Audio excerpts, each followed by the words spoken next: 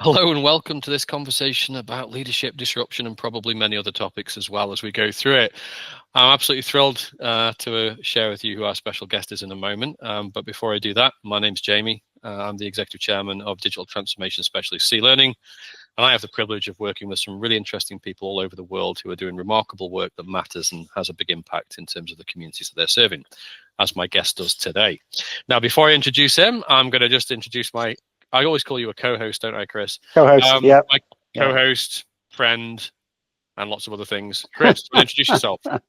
He says co, but I'm definitely further down the pecking order on these calls. Not true at all. Yeah. I'm Chris. I'm the Product Solutions Manager for C-Learning, so I get to speak to really interesting people all the time and try and help them solve their digital problems with solutions that work. So I'm really interested to dig into some of that later on today in this conversation. So great to be here. Yeah, thanks, Chris. So that brings us to our special guest today, Mr. Cailean Carvalho, someone I have known for, as we were just saying before we started this, at least 16 years, and a wonderful individual who's a force for good in the world, and we're going to dig into some of that in the conversation today. Cailean has a super impressive background and career, and ever since I've first known you, Cailean, you've been causing positive disruption with everything you're doing. He's loving this, you can see. And he wrote this intro, by the way, I'm just saying. No, Cailean has been a friend and a wonderful contact spanning a number of sectors. I first met Cailean when he was in various senior roles in the business world, including some internationally known household names such as IBM. And then he's got experience of working at places like UKCast, which is very well known to people in the education sector in the UK, of course. And since then has gone on to do a number of things, currently in a role as head of accreditation at Parentfriendly Schools. I think I've got that correct. But Cailean is a force for good in the world and combines a great range of sort of business education experience and insights from a range of different sectors. And in all the time I've known Cailean, he brings a wonderful creativity to any strategy that he's deploying, but in a way that can be executed with impact, which I think is quite a rare skill, actually. So Cailean, welcome. Great to see you. Thank you both. Yeah, absolute privilege to have this conversation, this time with you today. So me and Chris will take it in turns to ask you a few open-ended discussion topics, and then we'll see where it goes and wrap it up in about an hour or so, hopefully. Just as a warning to you, Cailean, they never follow script. So there is no script. They always go off. They always go off piece. So I've no idea where we'll end up. They do. Well, it's going to be an interesting conversation, I'm sure. And we were saying just before we started the recording as well, for anybody catching up with this later, we've all got dogs in the background. So all of us on this call have got dogs in the background. So if they interrupt at any point, the more the better, you know. I think dogs make the world a better place. They love you more than they love themselves, which is one of the things I think makes dogs absolutely wonderful. So let's kick off. I'm going to kick it off with a bit of an open-ended question, really, about you went to university originally when at the start of your journey in University of Sunderland, through a slightly non-traditional route originally, same as me, really. And then you've gone on to have many years in the business sector as well, and you spanned a number of different sectors. What would you share in terms of your background and journey, Cailean, that might be of use to somebody maybe starting off on their leadership journey, in terms of how those early experiences going through university and your early experiences going into business as well? What would you share with somebody starting off on that journey now, in terms of a little bit of wisdom and a little bit of insights of maybe ways of looking at that journey that might help them? What would you say? Well, as I stroke my grey beard and reflect on 87 years in working life, I would say to anyone starting off on their leadership journey that courage and authenticity are the two words that I think best represent my story, and have been reinforced through trauma and through joy in the experiences that I've had. My background, as you say, is a little bit more of a challenging one. I'm the product of a sexual attack to my mum, who was 17 when she had me, a single mother household who never worked on benefits in a tiny coal mining town in the northeast of England, even though my accent doesn't sound like it. So, deprived is the word. And I know many people come from challenging backgrounds, and it can often limit aspirations and opportunities. I think the courage to go and seek out opportunities and to be more than the demographic box that you are is an important one. When I got into University of Sunderland, which is the fourth worst university on the league table at the time, and my local one, it was through clearing, which I think has a lot of stigma attached to it, a little less so these days.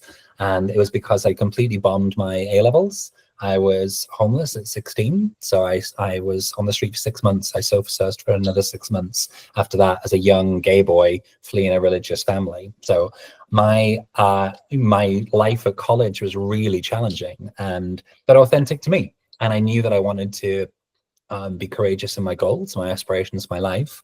And it took me to business and financial management at University of Sunderland, which was awesome. And I graduated with a first, only one of 2 people in the year to do so. And it opened up lots of opportunities for me thereafter. So, having the courage to work through the deprivation or the barriers that you face typically leads to the rewards I think most people seek. Wow would be my response to that. I'm almost there was almost a pause there of about 10 seconds of me and Chris just going, that's a journey. I mean, you've not only overcome some pretty major things there, and I find it fascinating, and maybe we'll dig into this during the later conversation, but it's fascinating to me because I'm fascinated by people. I like how those experiences shaped your, the things that have motivated you and the things you've gone on to do, because you are incredibly driven. You're also, just for the benefit of anybody watching this and for Chris's benefit, having known you and also seen you operate in boardrooms when I was technically a client, you did one of the most flawless pitches I've ever seen to this day in a boardroom, because you delivered it word perfect and pitch perfect for what you were trying to achieve from a business point of view in that boardroom. And usually you'll see even very experienced executives not stumble a little bit, but maybe do a few ums and ers in the kind of Q&A things and all that. You just delivered it like you just owned the room in a good way, not in a sort of showboaty, arrogant way. You did it with compassion, and you got everybody where you wanted them to be. I learned a lot from watching you do that. I think it was extraordinary, and I've never forgotten those sort of things. But maybe we'll explore some of those themes later on. But what a way to start, Chris! How do you follow that? Your question. Yeah, I know. Thanks, Jamie. That's an easy one to follow, isn't it? I'm gonna try and pin you down on that accent. Then you mentioned there that if you'd got an accent, possibly not from where you started out. So you've worked in multiple countries for companies like IBM and whatnot. So I'd be keen just to get your experiences on that. Just with those global diverse experiences, what would you sort of say that you could sort of share on that around the sort of education and business world? And are there any sort of universal truths about education that you've discovered, on your global travel, shall we say? Indeed. Well, firstly, my accent is a weird cocktail of all sorts of trauma. And you know what? It doesn't come from living internationally. I lived and worked from 16 different countries over 5 years. So really immersive into different cultures from, Asia, Africa, the US and Europe. The joy of it is my accent comes from watching too much American TV when I was a kid. So this accent is actually Karen Walker from Will and Grace. And Too Much Friends. Oh, so I would go to school in amongst the Mackhams and the Geordies of the Northeast, and I would still talk like this. So it is one of the things. My early performing arts career, that it was almost there. I was down to the last 10 for the Harry Potter audition alongside Daniel Radcliffe. So very dramatic. Because of my accent, because it was like upper Britishness at the time. It's a bit more American now because I'm gayer. But moving on to the second part of your question, I think the universal truth around education is that people who work in education, much like myself, Jamie, and potentially yourself, Grace, do so because we are seeking purpose over profit. I think it's that level of giving back to the communities that might have served us. I think it's, repaying someone who had a ripple effect on you a long time ago, or maybe being that person that wasn't there for you so you can be there for others. I think the golden thread through anyone who works in education in any country is this sense of higher purposefulness, almost at a spiritual level of getting satisfaction from something that isn't monetary. I think, in today's society, we are all about, quick gratification, instant likes, fast sharing, working very quickly for something rather than earning something slowly over time. And I think the generation of people who work in and around education do so because it's actually the difference we want to make to future societies of humans. That is the universal truth for me. I think people who are in education, the universality is ambition. I think people are seeking empowerment and seeking to better themselves, whether that's picking up a TikTok, or whether that's, taking on a level 8 degree. It's about making sure you can go through a period of self-discovery. You can learn from a community of others and the wisdom of the past, predicting the future, and ensuring that you're able to be stronger than you were yesterday. And, we always talk about lifelong learning, and I think that's something that has faded a little. Adult learning provision has been dying a death for 15 years at least, particularly within the skills sector. We're deprioritizing lots of these pieces, but I think those that continue to do education, it's because they want to improve opportunities for themselves and their families.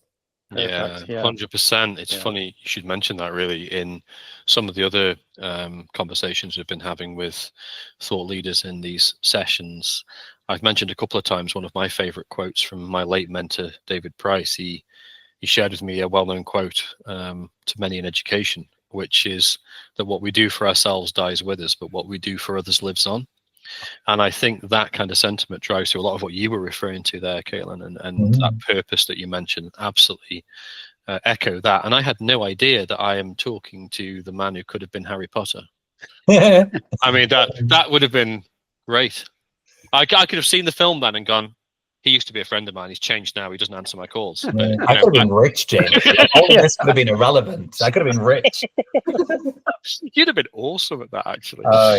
They missed an opportunity there. I don't know about that. Yeah. So flips back to me now, which is I suspect you have multiple ways you could answer this question, given knowing you as I do. But my question relates to overcoming a moment of maybe professional or personal adversity, really, that was a major setback for you, or could have been a major setback. Sort of what that moment was and what you learned from it that may have shaped who you are today and the approach that you take in your future roles now. And I know you, as you already have alluded to, have overcome more than a fair share of adversities, and quite significant ones, if I can put it that way. But is there anything that would spring to mind as a particular example that you think, if that hadn't happened to me, I'd be a different person? It's actually, in a weird way, benefited me, if that makes sense. Yes, I will answer that question. I think the best example of that is for everything you think I might have overcome in my childhood. Actually, it's my adulthood that has the greater challenge. So I have been made redundant or fired 7 times in my career, and all for various reasons of challenge. But I think, we often talk about squiggly careers. People think it's a linear line of progression, and it never is. The average individual graduating today will have 5 completely different careers over the course of their life. Yeah. And, with AI coming to take all of our jobs, who knows if they'll even have one at all.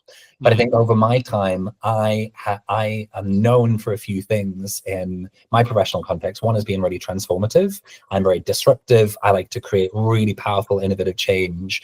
And that doesn't come without pissing off a lot of people and, making people fear change, risk, bring their own egos to the table rather than looking at what's best for the outcome, the customer, the impact.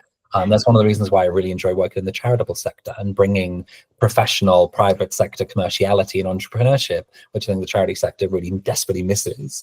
But it kind of started from one key point. So my very first job, I was working part-time at Marks and Spencer. And I'm very proud to say that I was one of the first male bra measurers in the UK. So I was ahead of my time. This is 20 years ago. Because I was determined to, be included in something, even though as a completely homosexual man, I've got no interest in boobs whatsoever. And I've seen far too many to care about them now. But what I was doing at the time was, again, homeless, working part-time to try and support myself as best I could. And I would shower at work because that was the only opportunity that I had. And I would wash my clothes in the sink of the bathroom in the back of the warehouse. Wow. And I was trying to keep that under wraps as much as I could. And the little money I made from that helped kind of power me as much as I could. And I just felt that I was really getting nowhere with it. And I started to see business opportunity. When I was going to college, I was doing a business AS level. And I thought I was God's gift because I read Andrew Carnegie's How to Win Friends and Influence People.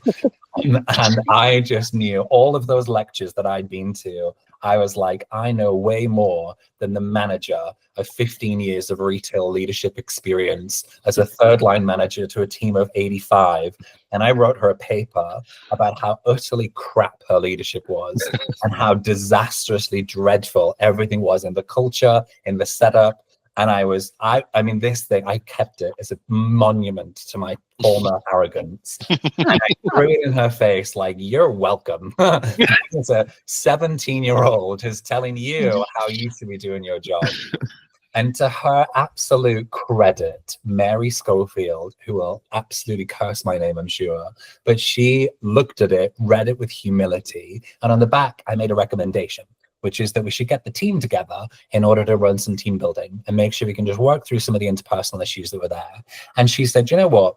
This is a final written warning, so I'm going to give you that, which she did.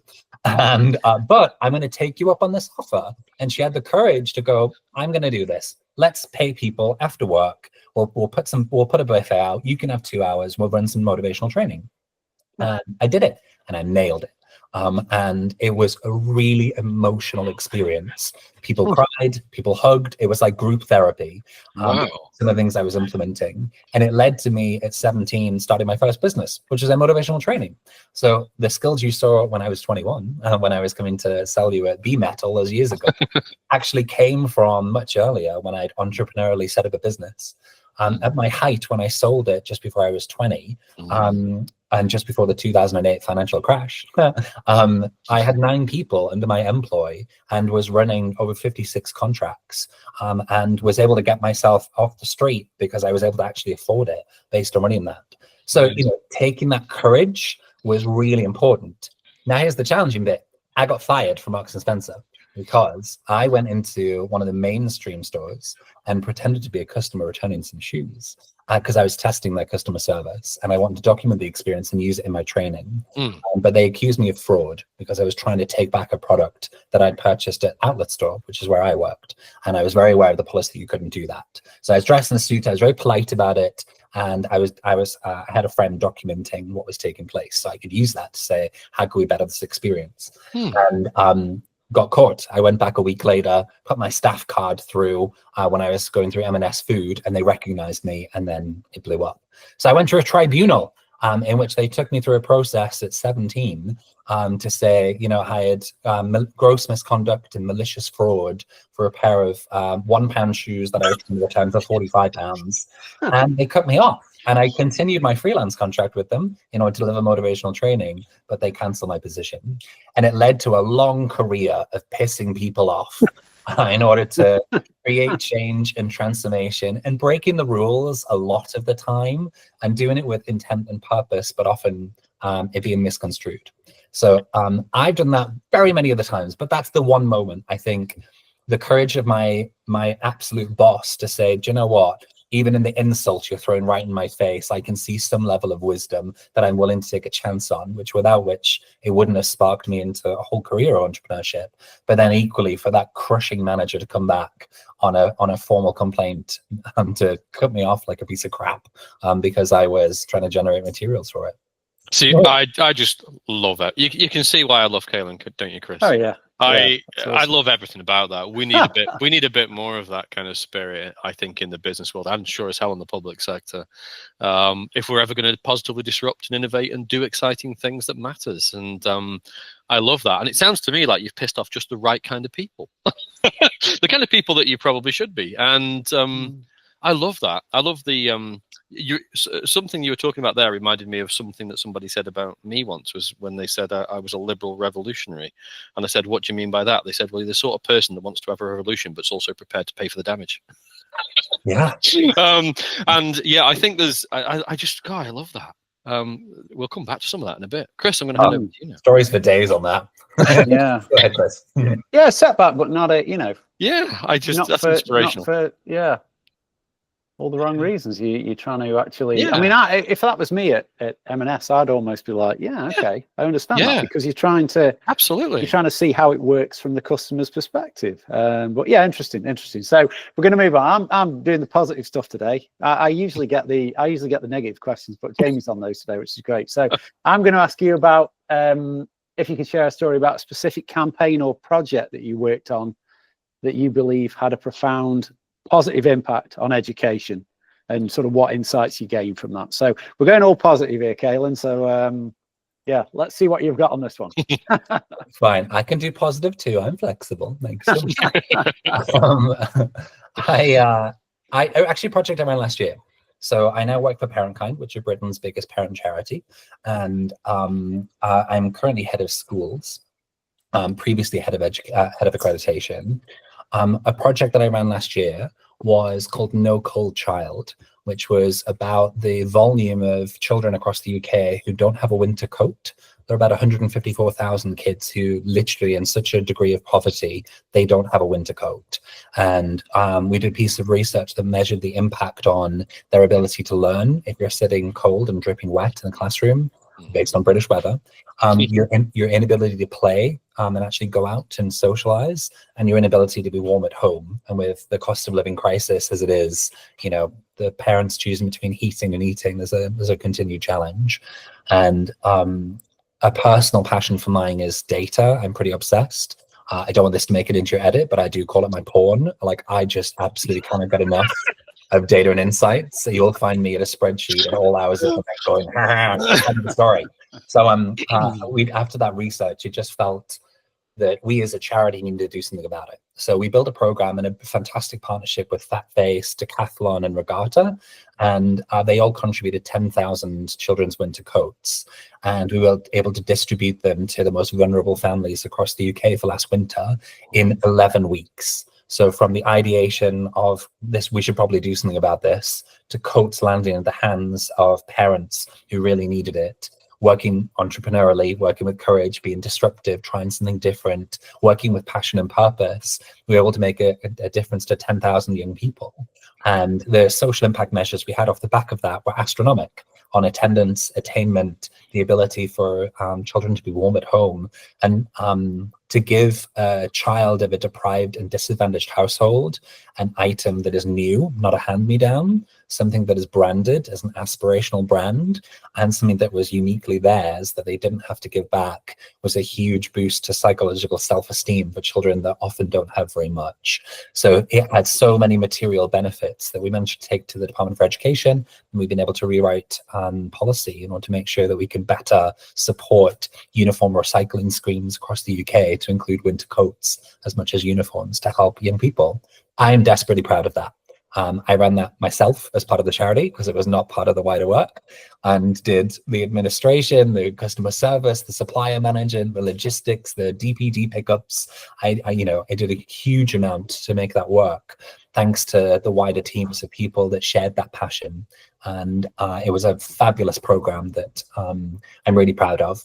This year we've repeated it and I extended it. We delivered in April this year. We delivered 100,000 costumes for World Book Day to make sure that, again, disadvantaged children weren't going to miss up on dressing up and going into school and feeling included in a moment that could represent them in the best way. Again, with a brilliant partnership and a phenomenal amount of logistics where you can just touch someone's heart to say, this is the difference you can really make.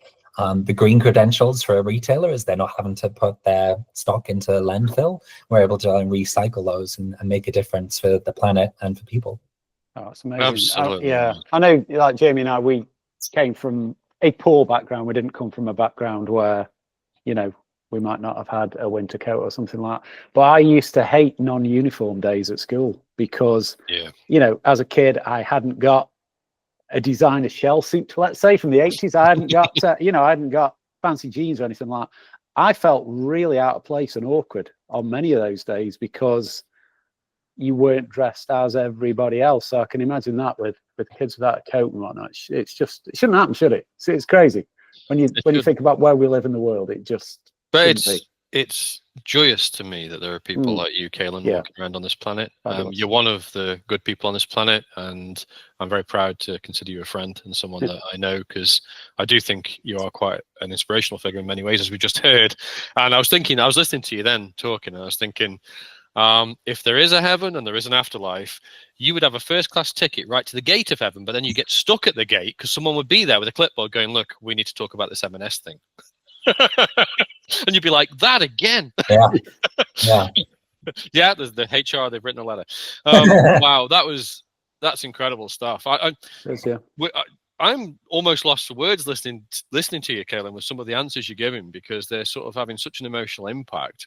I'm reflecting on some of the things you're talking about, because even though I've known you for many, many years, there are things you've already shared that I didn't know about you in this conversation. And I'm sure for those people hearing this for the first time or reading about it later in an article that will be shared, it's going to have a hell of an impact on the people that we share it with. So thank you for your authenticity and your openness and your vulnerability in sharing what you're sharing as well, because knowing you as I do, I know that this is the real you, and that you don't put on a show for people. It's who you authentically are, and it's a wonderful thing. So thank you for that. I'm going to zoom in on a particular topic now, which is about digital. I mean, even since the time we've known each other, Cailean, gosh, has the world changed when it comes to tech? I mean, back when we first knew each other, even when you were at IBM, we weren't necessarily talking about generative AI and all these tools that we have now and the good and the bad of that. But thinking about how education is evolving, and like, for example, the schools that you're dealing with now on a very regular basis, are you optimistic or pessimistic or a little bit of both when you're thinking about how digital technology is going to shape the opportunities for both educators and for students in this world? I mean, you mentioned earlier on that, maybe certain jobs won't even exist, maybe in the future, and maybe new ones will. Are you an optimist about this, or are you concerned about it? What are your thoughts on the digital side of things? I am optimistic. I think those that are pessimistic, whilst I don't judge them, or I guess I am judging them generally, I think it's just they haven't seen or felt the opportunity yet.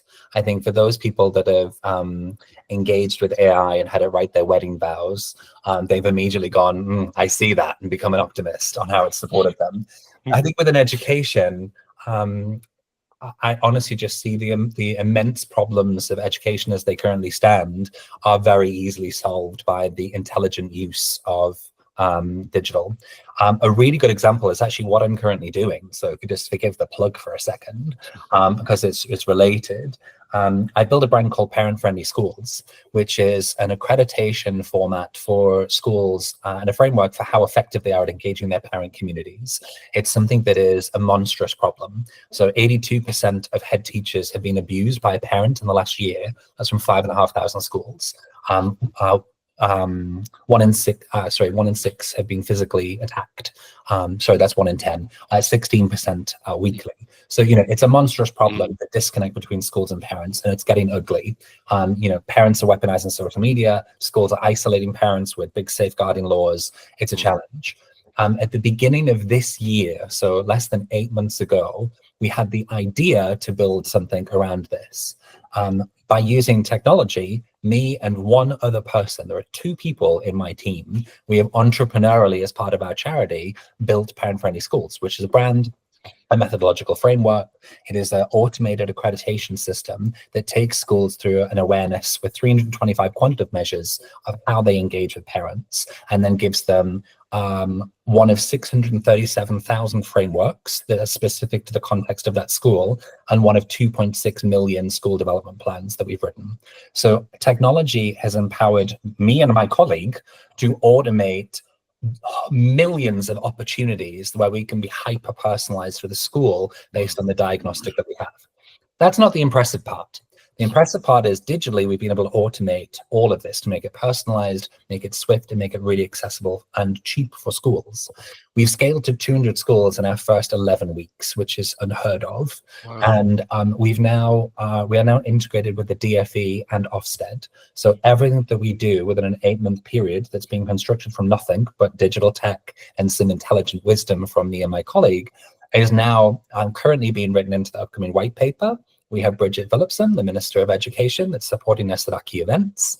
We are rewriting law in the schools bill of the minimum standard for schools and parent participation. We have written and published a 100-page book of all of our case studies and data research. We have, I mean, the list goes on. So in a very short space of time, we have completely revolutionized and reinvented how schools can connect with parents and given the equipment to do so. We've also launched a private social network, which is the UK's biggest school staff room on mobile and online, which is now housing 5,000 different staff members from across their school estate who are sharing, uploading, learning, and collaborating in a way that they weren't able to before. Me and my colleague are still running the entire business operation that would typically take a company of 60 or 70 if we were doing this manually. It's digital technology that has empowered us to scale, personalize, and really provide impact. I'm optimistic. Yeah, the stunned silence again there from like, I think Chris is probably thinking, what time does he get up in the morning to do this stuff? That is incredible. Wow. Yeah, I'm stunned by that. I don't know what to say. I mean, we could spend a whole hour just digging into some of those topics and what you've achieved there, and I'd love to learn more. And maybe we'll follow up with a different conversation about some of those platforms and the impact and some of the other work that you're doing there. But that is, by any measure, an incredible set of achievements in a very short time. Well, it's a time frame for me there. Yeah. How you've gone from we've got an idea to bang, it's out there, and you know, now the law for 29,000 schools. In literally a number of weeks. That's incredible. And with a team of 2, I think you said as well. So yourself and Chris, this will come up in future appraisals in this business. I know it will. Yeah, you go well. Yeah, do better. Do better, Chris. Yeah. No, I'm gonna be like, I'm bringing Cailean in on his weekends. You'll be welcome. I tell you. Chris, over to you, mate. All right, let's look at the student experience. Okay, so one of the reasons we're all in this, you know, better experiences for students and whatnot.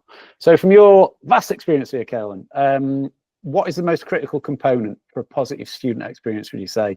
And, you know, are there marketing and communication efforts that would sort of help to authenticate this as well? What's your sort of feeling on this? Is it, I mean, obviously when we were at school, you know, sort of in the 80s and whatnot, it was quite regimented, wasn't it, Jamie? It was very much sit there, do this, copy this out. There was, you know, there wasn't a lot of student involvement or experience particularly.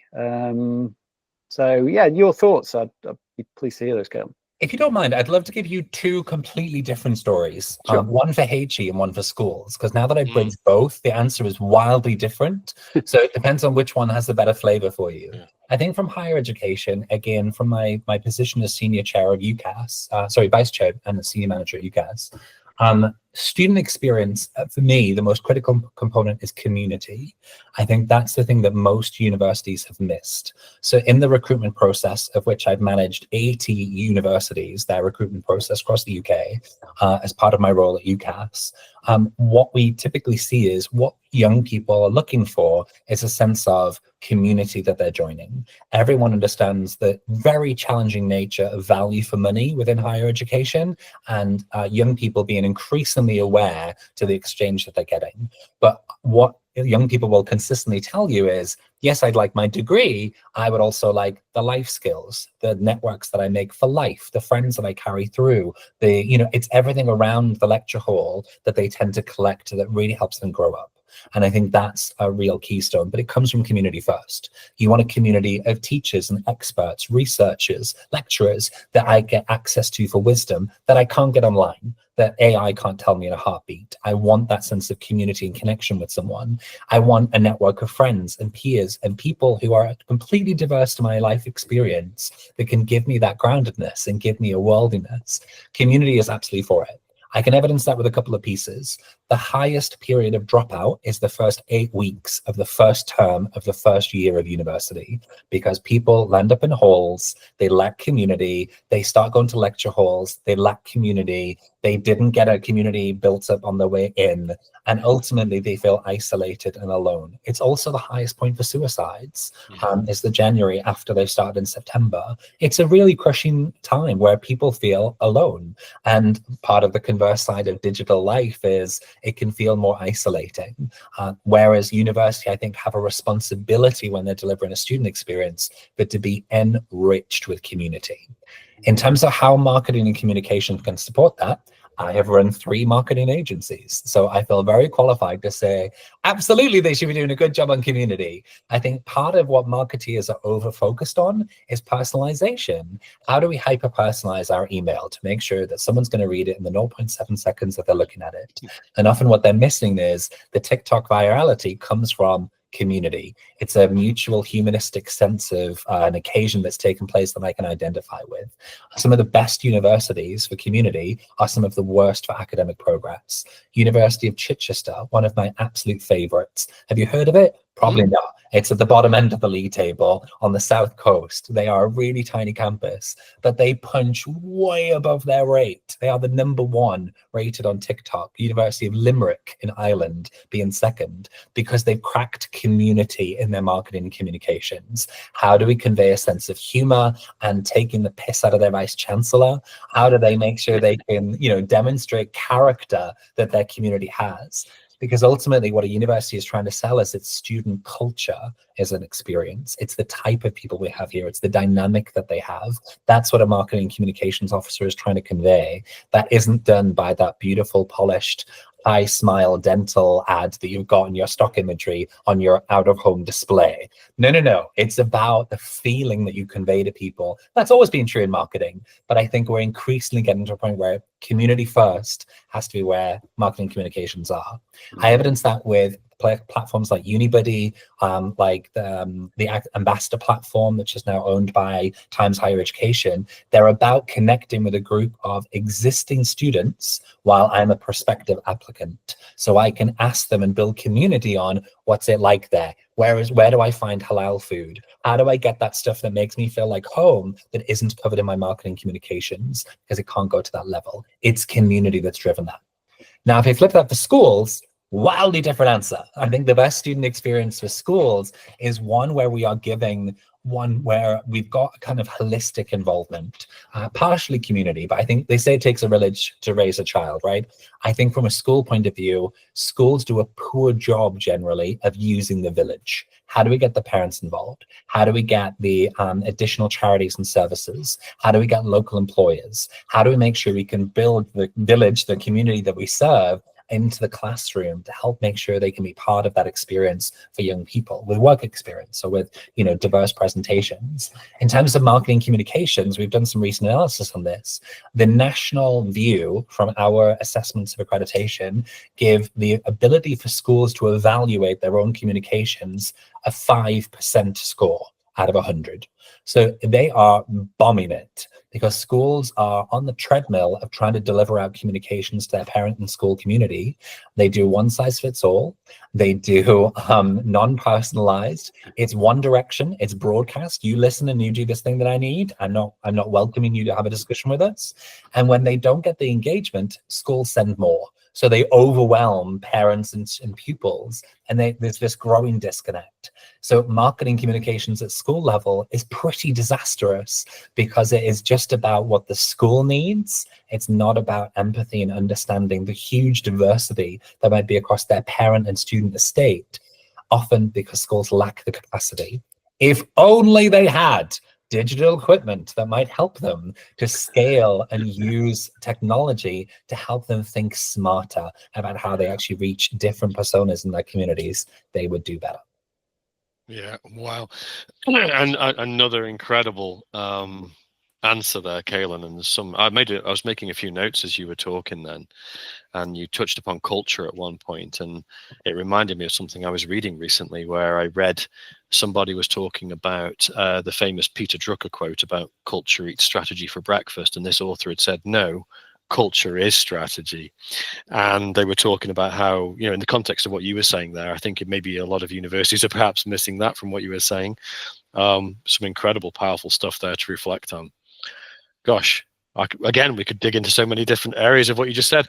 Following on from that, this sort of your answer there kind of segues nicely into my discussion topic, really, which is about thinking about the future of education. And I suppose if I was to say to you, if you were to put on the hat, or if you were to be a Secretary of State for Education, and gosh, I wish you were. Thanks for the promotion. Yeah, I really wish you were, because just imagine the disruption in a positive sense that would happen in education if we had somebody like yourself as the Secretary of State for Education. But if you were, what would you craft as your ultimate sort of go crazy with your vision for the future of education? And what would your ideal future of education be like? What would it look like, and what would it feel like to you? Ooh. Well, firstly, I would be fired immediately in any political office. My controversy. It wouldn't last a day, because I would definitely be disruptive and get fired again. But I think what would be my ultimate vision for the future of education?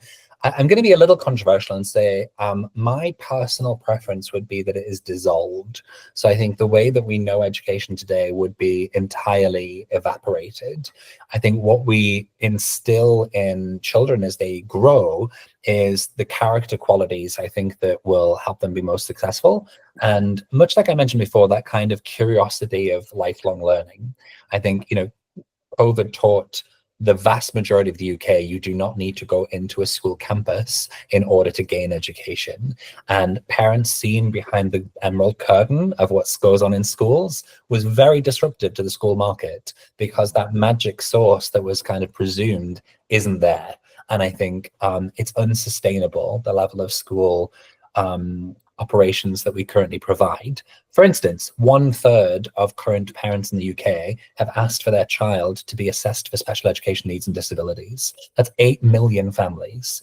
Schools cannot adapt to healthcare plans for that many different children within a classroom. It's unsustainable. So we are really coming to some really juicy breakpoints, even beyond the economic ones we already know and have been looking at for some time. My view would be that everyone has a responsibility to educate children.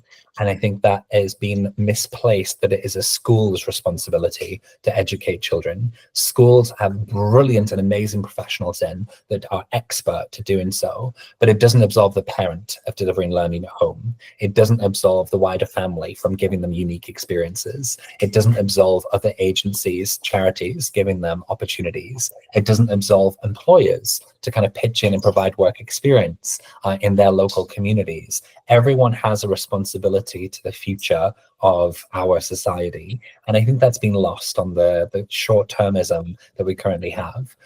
We all know that AI is progressing to a point already where it is personally tutoring young people potentially more effectively than they may be receiving in classrooms up and around the UK. So, how long is that really gonna be sustainable? But it's coming down to how do we educate the individual student, have the character to go and seek that knowledge and understand where they can get it, and ensure the opportunity is there in a diverse setting for everyone to make sure they can receive it. That's my vision. We lose the universities, we lose the schools, we lose the constructs that we currently know that try and homogenize education, and we open up a world of true personalization where we can specialize the education that's delivered for everyone, and they are the master of finding that learning. Wonderful. Great. Thank you, Cailean. Chris, back to you. Well, mine's going to be a bit of a strange one. I usually get the what's your favourite colour question. I've not got that one today, Cailean, which is disappointing. Everybody likes that question. Back to the future, okay, or time travel movies. When you change the past, it radically changes the future, okay? So I'm going to answer this question for you, Cailean. I'm going to say, don't speak to them, don't do anything, because the question is, given your experience in both business and motivational training, what advice would you give the 16-year-old you to maybe, what would the advice be? I wouldn't talk to you at all, because I think you've come out pretty damn well. Everything you've done, why would you want to change that? Yeah. But I guess where it could also apply also is to other people. So if you could give that advice that you've maybe got, the experience you gained for young entrepreneurs and whatnot, what would that advice be? Well, there's been a long gap of 87 years between me and when I was 16. But I still think there's some important lessons that can be picked up by current 16-year-olds. I genuinely think the biggest thing that held me back was my preconceived expectations about how other people would perceive me. So leaving home, being on the street, I wanted to go and prove a point to my family. That's what gave me the grit and determination to kind of power through my education when many others would have dropped out. When I started up at IBM and I was very young in my early 20s and I was trying to work things out, I was very conscious about how other people would perceive me. And the irony is, I think most 16-year-olds still hold that today. It's about how other people perceive them. And often it can modify your authenticity, going back to that point, or modify what opportunities you take and what risks you take through the fear of judgment of others. And I think, there is very many wiser people who've produced very many wiser quotes than I can. But I think I wish I'd given myself that advice to care less about what other people may or may not think, because it's none of my business what other people think about me.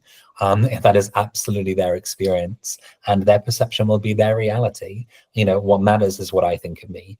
And I think my ambition and scale and drive and grit and determination came from a place of trauma, but worked out because I was able to kind of channel them by being empathetic to others, but not restricting myself based on what other people might think of me.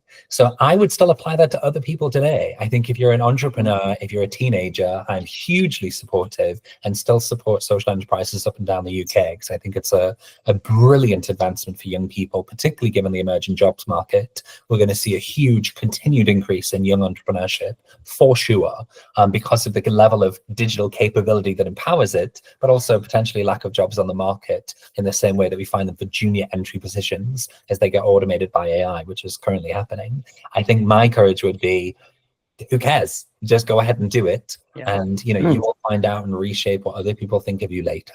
But have the courage and your conviction to piss people off. Yeah. Echo that. And yeah, do you know what I'm hearing loud and clear as well, not just from that answer, but from a lot of the other discussion points that you shared, Cailean, is a sense of how sometimes through adversity it kind of shapes something really positive later on. I do sometimes wonder, when I look back on our journey, Chris, we've both overcome various different things in our lives. No one has a perfect life or has a perfect road through it. It's more like the spaghetti kind of messy kind of road that you were alluding to earlier, Cailean. And I do wonder whether there's something in that, because there's a bit of a trend I've observed. For example, in these recorded conversations we've been having with various special guests, there is a bit of a common theme in that a lot of them, whether they referenced it in the discussion or not, I happen to know that they have overcome quite significant adversity in many occasions, and they've gone on to be quite extraordinary people doing extraordinary things. I just wonder if there's a bit of a common theme there. Maybe we all need a little bit of adversity in our life to push us out of our comfort zone. Maybe, I don't know. I can't believe we're on the final question, because we could talk to you all day, Cailean. This has just literally flown by in every sense. And when I was thinking of the final question to ask you, I did not know honestly that you had auditioned for Harry Potter, because my final question to you starts with, if you had a magic wand, right? And if you did have a magic wand, and you would have been my favorite Harry Potter, right? What's the one thing that you'd wave your wand and change immediately, if there's something that just comes to mind about the education sector? If you could change something overnight in any particular way that comes to mind, what would it be and why? I would love to answer that question after I answer a question you haven't asked. So another amusing story is, not only was I down for last time Harry Potter, I also was a reserve for season 4 of the Great British Bake Off. Now, I'm a pretty accomplished baker. Yes. And I love to cook. But on season 4, when it was still being produced by Love Productions for Channel 4 back in the day, obviously it was quite revolutionary TV, because it was very wholesome. It was a competition, but it wasn't combative. That's not who I am. So I got as far as to go into effectively the tent to do like a trial day. So they would do some head and shoulders pieces to camera. You would bring in a bake that you'd done from home, and you would do a technical bake, so they could kind of see it all working, to kind of audition you in the process. I was really enjoying my stuff. I did venison Wellingtons and brought them in. They were delicious. Hot watercress pastry, nailed it. And we were doing a kind of Victoria sponge, like quite a simple kind of cake bake. So it wasn't about the bake, it was about how you were on camera. And Sandra dropped hers, and everyone rushed over to go and support poor Sandra, who dropped her cake when she was taken out of the oven, because they can be really tricky. I didn't, not just because I'm a heartless cow, but because it gave me the opportunity to turn off the oven of my nearest rival. So I sabotaged them and turned off their oven and did it with a smile on my face. I was very honest with the production crew that I had done that when they asked me on Head and Shoulders on camera. And I said, this is a competition. I am here to win. That was a really easy opportunity for me. And they suggested I should maybe try The Apprentice, because it's too, Mary Berry wasn't going to stand for that. So yeah, a couple of these opportunities in my life, a couple. Anyway, to your point about if I had a magic wand and can change one thing about the education landscape overnight, it would be, I think, a really philosophical one. And I know it's really boring and probably one that's a bit formulaic and predictable, but I genuinely believe it's that education is valued as much as it should be. I know that sounds really silly, but we know that teachers are paid criminal rates for high areas of pressure and workload. We know that not enough funding goes into the education system as it should, and that's been stripped off for years. I just think if there was a magic wand moment where we valued education to be the lifelong return on investment that it is, we would look at it totally differently. Speaking to global experience, you only need to cross over the water to Nordic countries where higher education is completely free. You only need to go and look at, teacher salaries in other locations where they think more mindfully about what that means to society, future economies, and their society at whole. It's valued differently. So my view would be that we glamorize education as much as we do YouTube influencers. Wow, what a wonderful way to end. Echo that. And what a wonderful sentiment. I completely agree. Cailean, I'm in awe of your answers today and the discussion we've had, and it's always an inspiration to catch up with you. And I'm deeply grateful on behalf of all of us at Sea Learning, Chris and myself. A massive thank you for your generosity in terms of your time today. I know you've got a busy schedule and you get involved in multiple things, and it's very, very kind of you to give a bit of time to share your insights and some of your personal journey as well. I know that it will connect with so many people on so many levels. It'll connect with aspiring entrepreneurs, leaders, people in education, all different levels. But also, I just think on a human level, it will connect with an awful lot of people because you are such an open, authentic person. And also ruthlessly competitive, as we've learned today. Don't go into a kitchen with this man. Yeah, indeed. But if you find your ovens have been switched off later, I've been round. Yeah. Wonderful. I'm going to stop the recording now, but on behalf of all of us, again, 1,000 thank yous. That was fabulous, and so thank you. Thanks a million, Cailean. Appreciate it.